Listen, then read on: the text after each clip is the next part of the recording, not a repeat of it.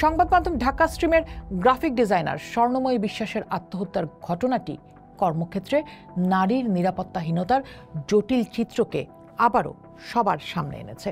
অনেকেই তার এই চরম সিদ্ধান্তের পেছনে কর্মক্ষেত্রের পুরুষতান্ত্রিক পরিবেশকে প্রভাবক হিসেবে দায়ী করছেন। বিশেষ করে তার অফিসের ঊর্ধ্বতন এক কর্মকর্তা আলতাফ শাহনেওয়াজের একটি মন্তব্য ঘিরে তোলপাড় চলছে, যা কর্মক্ষেত্রে নারীর প্রতি দৃষ্টিভঙ্গির এক নগ্ন রূপকে প্রকাশ করে।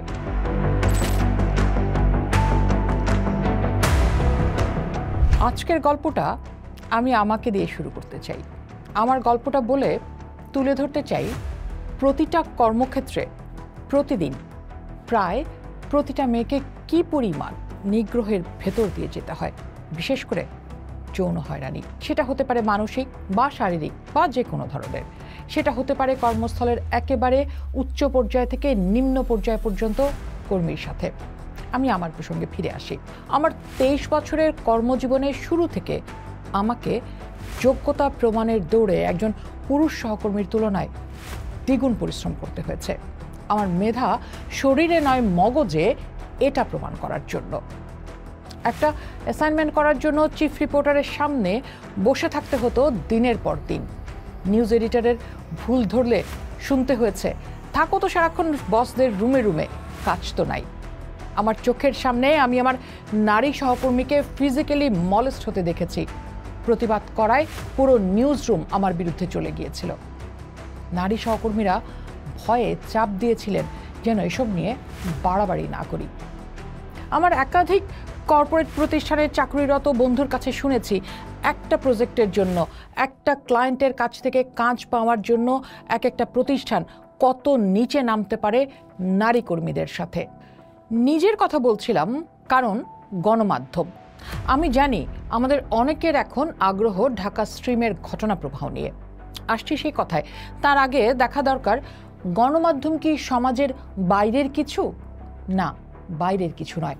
গণমাধ্যম যেহেতু সমাজের অন্য সকল বিচ্যুতি বা সমস্যা নিয়ে কথা বলে, তার মানে সে একটা নীতি হাজির করতে চায়। ফলে প্রশ্ন ওঠে, নারীর ক্ষেত্রে গণমাধ্যমের রাজনীতি কি, এই বিষয়ে তার নীতি কি, এবং এই মিডিয়ার ভেতরে নারী কেমন থাকেন। এবং এই বিষয়টি গুরুত্বপূর্ণ এই কারণে যে নারীকে সমাজ কিভাবে দেখে, আবার এই মিডিয়াও সমাজের বাইরে নয়।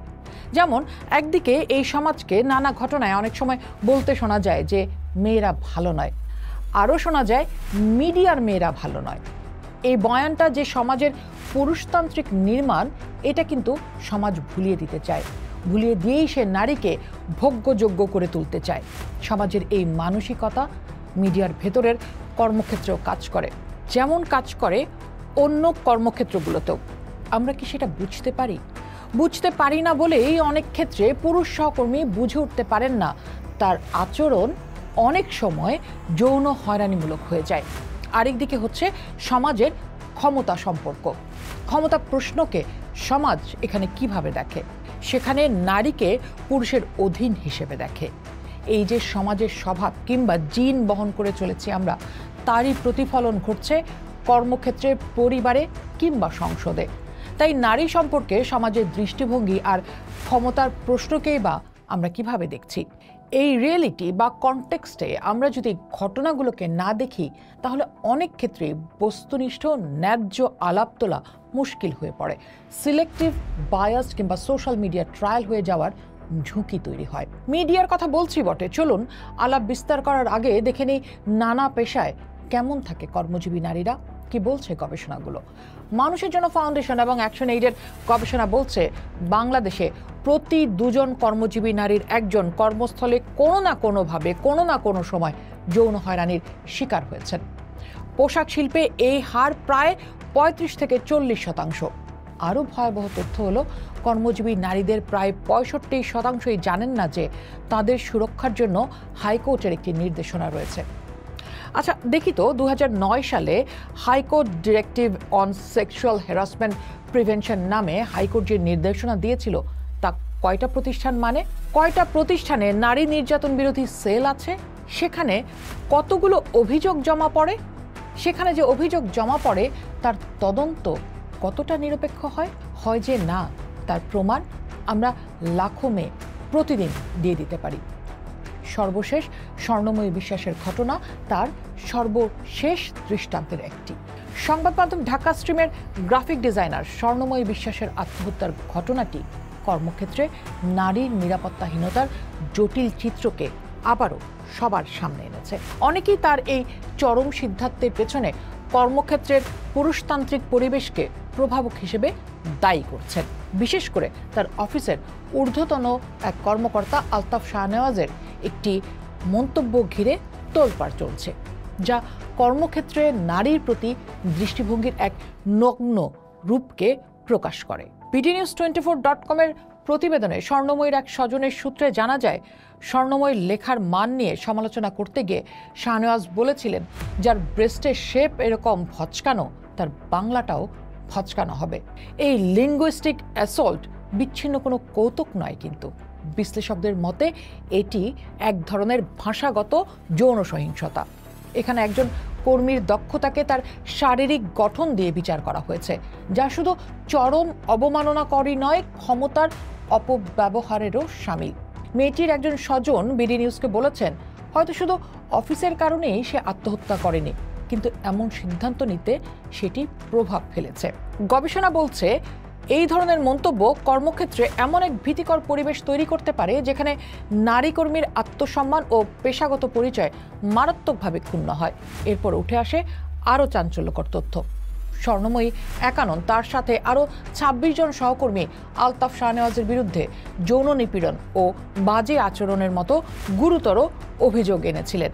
সেটা পেশাদারি নিরপেক্ষ তদন্ত হওয়া জরুরি কাজ, কিন্তু প্রতিষ্ঠান হিসেবে ঢাকা স্ট্রিমের গৃহীত পদক্ষেপগুলো আমাদের সামনে বেশ কিছু প্রশ্ন এনেছে। এখানেই অন্য প্রতিষ্ঠানের চেয়ে গণমাধ্যমের দায় বেড়ে যায়, এবং ঢাকা স্ট্রিম এর ক্ষেত্রে ব্যত্যয় কোথায় ঘটেছে সেটা একটু খতিয়ে দেখি। তাদের আনুষ্ঠানিক বিবৃতিতে বলা হয়, অভিযোগের ভিত্তিতে ২ সদস্যের একটি তদন্ত কমিটি গঠন করা হয় এবং অভিযুক্তকে বার্তাকক্ষ থেকে প্রত্যাহার করা হয়। তদন্তে কিছু ক্ষেত্রে অসৌজন্যমূলক আচরণের প্রমাণ পাওয়ায় সেই প্রত্যাহারের আদেশ বহাল রাখা হয় বলে বলা হয়।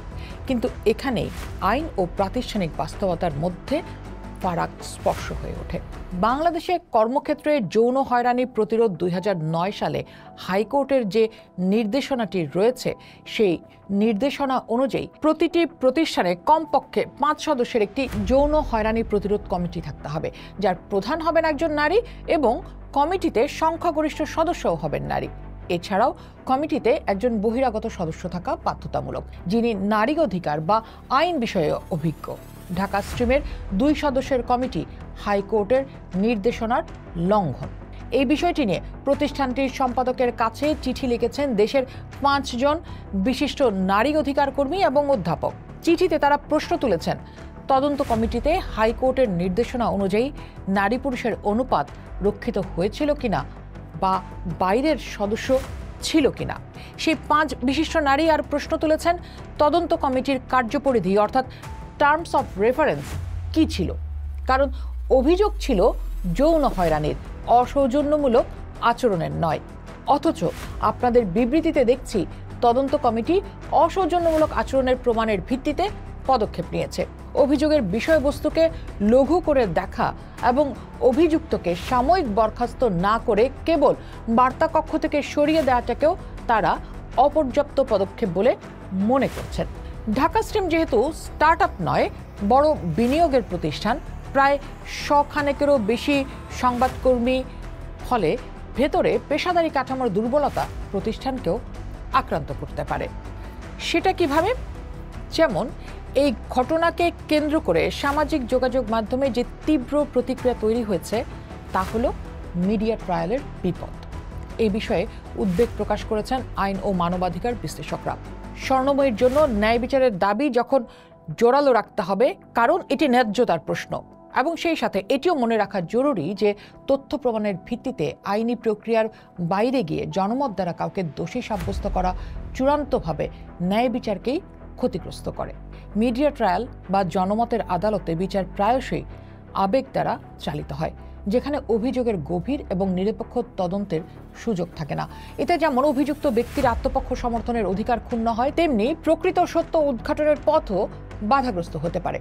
চূড়ান্ত লক্ষ্য যদি হয় একটা দৃষ্টান্ত স্থাপন করা, তবে সেই দৃষ্টান্ত জনরোষের মাধ্যমে নয়, বরং একটি স্বচ্ছ ও আইনসম্মত বিচারের মাধ্যমেই আসা উচিত। কারণ ন্যায় বিচারের মূল ভিত্তি হলো আবেগ নয়, অকাট্য প্রমাণ। আরেকটা বিষয় দেখা দরকার, তা হলো ব্যক্তির দায় কি প্রতিষ্ঠানের হবে। প্রতিষ্ঠানের দুর্বলতার কারণে ব্যক্তি সুযোগ পায় বটে, তবে শেষ পর্যন্ত ব্যক্তির দায় তার নিজের। সেই দায় প্রতিষ্ঠান, গোত্র বা পরিবারকে আক্রান্ত করা, ট্যাগিং করা ন্যায্য কি? ব্যক্তির দায় কেন পরিবারের সদস্যের হবে? অথচ আমরা দেখি সেই বিদ্বেষও ছড়াচ্ছে চারপাশে। দেশের সকল কিছুতে বিদ্বেষমূলক অপর হিসেবে দেখা হলে সেখানে গঠনের আলাপটা কিভাবে হবে? অন্যায়ের বিচার, ন্যায্যতা প্রতিষ্ঠা আর বিদ্বেষমূলক ঘৃণাবাদী হয়ে ওঠা কি এক জিনিস? আবার একটি প্রতিষ্ঠানে বহু কর্মী কাজ করেন, যাদের জীবিকা সেই প্রতিষ্ঠানের উপর নির্ভরশীল। ব্যক্তির অপরাধের কারণে একটি প্রতিষ্ঠান ধ্বংস হয়ে গেলে তার ভুক্তভোগী হন সেই নিরপরাধ কর্মীরাও। এখানে প্রতিষ্ঠানের ব্যর্থতা হলো এমন একটি সংস্কৃতিকে প্রশ্রয় দেয়া যেখানে ক্ষমতার অপব্যবহার সম্ভব হয় এবং অভিযোগ করেও প্রতিকার পাওয়া যায় না। এর ভেতরের বিষাক্ত সংস্কৃতিকে নির্মূল করে একটি জবাবদিহিমূলক ব্যবস্থা তৈরি করা দরকার। ব্যক্তির বিচার হবে আইন অনুযায়ী, আর প্রতিষ্ঠানের বিচার হবে তার নীতিমালা, সংস্কার ও নিরাপদ কর্মপরিবেশ নিশ্চিত করার মাধ্যমে। আমরা যদি একটু গ্লোবালিও দেখি, কর্মক্ষেত্রে নারীর প্রতি যৌন হয়রানি বা সহিংসতা আন্তর্জাতিক শ্রম সংস্থা অর্থাৎ ILOর কনভেনশন 190 মানবাধিকারের লঙ্ঘন হিসেবে চিহ্নিত হয়েছে। শুরু থেকেই যা দেখার চেষ্টা করছি, শুধু মিডিয়া নয়, নানা সরকারি বেসরকারি প্রতিষ্ঠানে খোঁজ নিলে নারীদের যৌন হয়রানিমূলক বা টক্সিক পরিবেশের অনেক ঘটনা জানা যাবে। স্বর্ণবইয়ের মৃত্যু তাই কোনো বিচ্ছিন্ন আত্মহত্যা নয়, এর ঘাতক আমাদের এই বিষাক্ত পুরুষতন্ত্র, পারিবারিক বা কর্মক্ষেত্রের জটিলতা, অন্যায়, বিচারহীনতার সংস্কৃতি। পরিবারে, কর্মক্ষেত্রে যদি বদলের উদ্যোগ আমরা না নিই, ভাবুন তো আমাদের মেয়ে সন্তানদের জন্য কেমন রাষ্ট্র তৈরি করছি। আমাদের ছেলেরা আমাদেরই মেয়েদের নিপীড়ন করবে, অধীনস্থ করবে। এমন একটা সমাজ কি আমাদের লজ্জিত করে না? আসলে কি করে? যে রাষ্ট্রে সংস্কারের সবচেয়ে বড় ফোরাম জাতীয় ঐক্যমত্য কমিশন দিন শেষে একটা পুরুষ সভা হয়ে ওঠে, যেখানে একজন নারী সদস্য দেখা যায়নি, সে রাষ্ট্রের নারী সম্পর্কিত দৃষ্টিভঙ্গি আসলে কি? নারীর কর্মক্ষেত্রে নিরাপত্তার প্রশ্নটিও রাষ্ট্রের এমন চেহারার সাথে যুক্ত। পোস্ট দেখুন, ভাবুন, করুন, পোস্টের সাথেই থাকুন।